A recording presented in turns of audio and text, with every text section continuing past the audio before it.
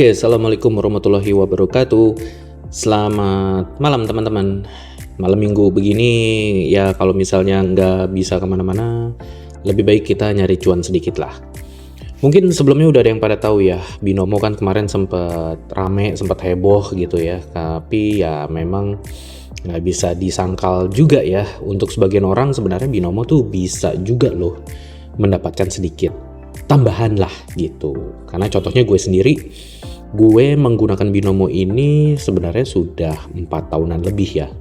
Dan ada kasus beberapa Binomo atau trader-trader kemarin yang dia sampai miliaran dan sampai tersandung kasus gitu. Ya, sebenarnya ada beberapa juga sih ilmunya atau bahkan tips triknya yang bisa kita gunakan.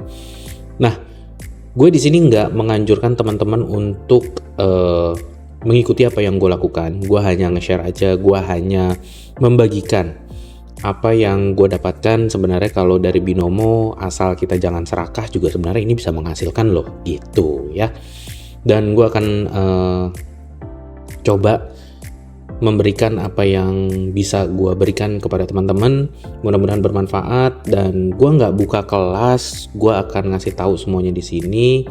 Dan kalau misalnya ada yang pengen diskusi bareng, nanti bisa join aja, atau kamu bisa langsung message aja ya, bisa langsung tanya-tanya, kita diskusi secara santai gitu ya.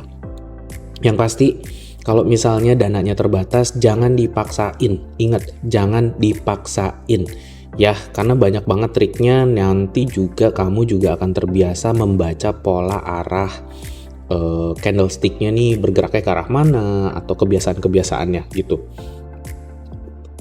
Yang aku lakukan sekarang adalah aku nih biasa karena memang sering menggunakan Binomo ini, dan memang lossnya juga di awal-awal gede banget, tapi kesini-sininya jadi lebih memahami pola atau strukturnya.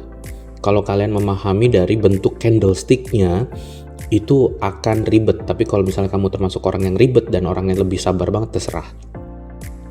Aku akan coba bermain Binomo lagi, dan biasanya aku sehari itu minimal ada profit 140.000 lah gitu. Jadi kalau misalnya let's say sebulan kita bisa dapat tambahan 3 jutaan ya.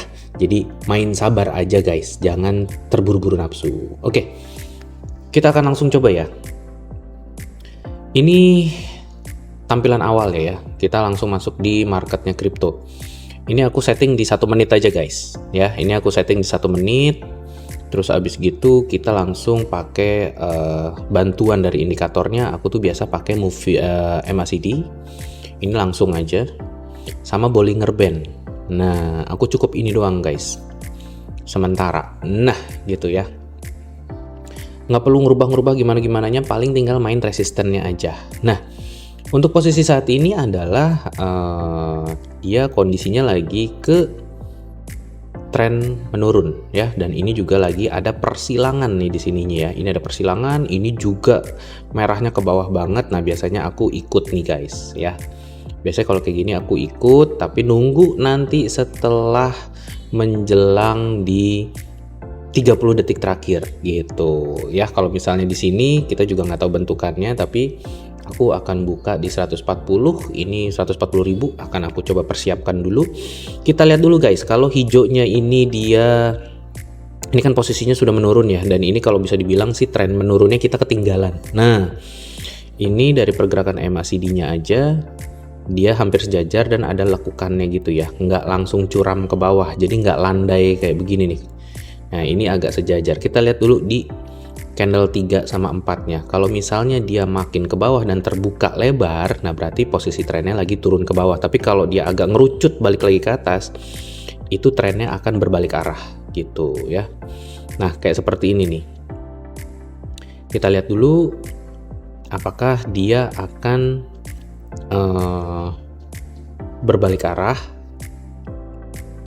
atau akan turun gitu. Karena setahu aku dia akan naik ke atas. Kita open ke atas aja.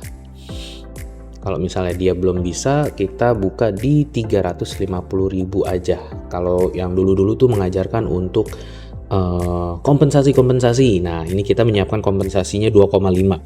Sebenarnya bener gitu loh.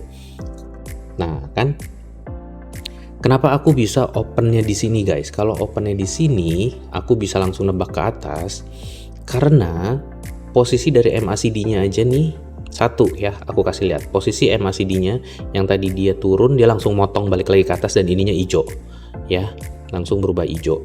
Dan yang kedua, posisi dari si yang candle merahnya ini sendiri, dia itu jadi naik ke atas gitu. Nah, dia juga nggak bisa keburu gitu. Jadi kalau dianya udah nggak buru atau nggak kekejar, alias masih, contoh nih ya, ini candlestick yang satu. Nah, dia masih setengahnya yang candlestick yang merah. Pasti ntar ada candlestick tambahannya lagi untuk menyesuaikan gitu. Kalau misalnya ada menyesuaikan, itu tandanya open posisinya di situ. Biasanya sih kalau gue open posisinya seperti itu. Nah, oke, kita udah profit pertama, kita lihat lagi apakah ini akan turun atau ke atas. Oke, dia akan motong ke atas ya guys. Tahan dulu.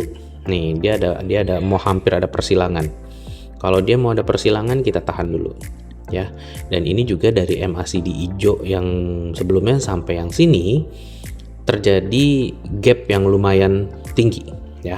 Jangan langsung masuk, kita tunggu dulu. Kalau dia hijaunya ke atas, oke, dia ke atas kan, apakah dia akan motong gitu.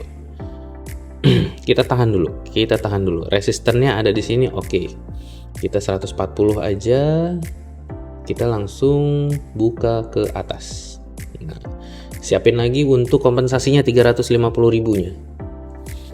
Oke, kenapa aku buka ke atas? Nih, di sini ada yang namanya resisten. Jadi kita harus hati-hati. Nih ya, kalau misalnya ini aku tebelin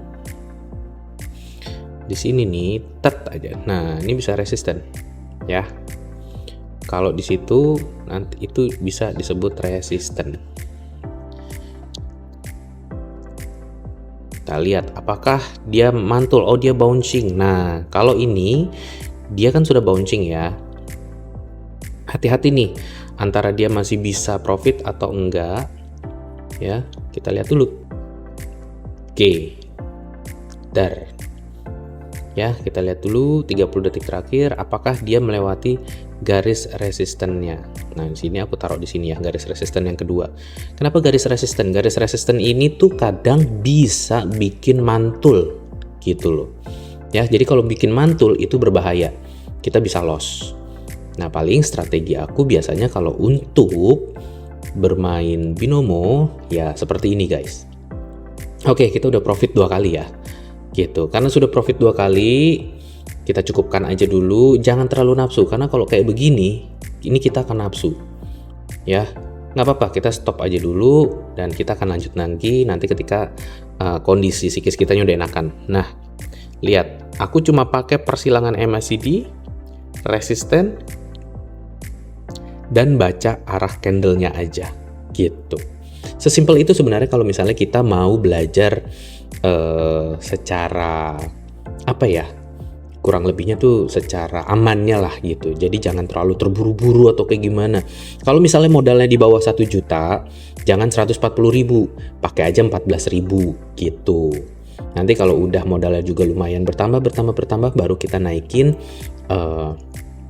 open harganya gitu, disesuaikan ya, yang tahu sesuai kondisi psikis masing-masing. Ingat, jangan pernah dipaksakan kalau misalnya dalam kondisi tidak baik. Kalau misalnya udah loss 2 kali, tahan ya, tahan. Kuncinya adalah sabar gitu. Dan sekali lagi disclaimer dulu, saya tidak memaksakan teman-teman untuk mengikuti dan lain-lain. Kalau misalnya mau ikutan, bisa langsung cek di kolom komentar aja, daftar aja di situ. Nanti kita diskusi bareng-bareng. Oke, jadi cukup sekian. Nanti kita lanjut lagi dengan beberapa teknikal-teknikal yang ada yang berdasarkan pengalaman-pengalaman saya dalam bermain binomo. Kita pamit dulu, undur diri. Assalamualaikum warahmatullahi wabarakatuh.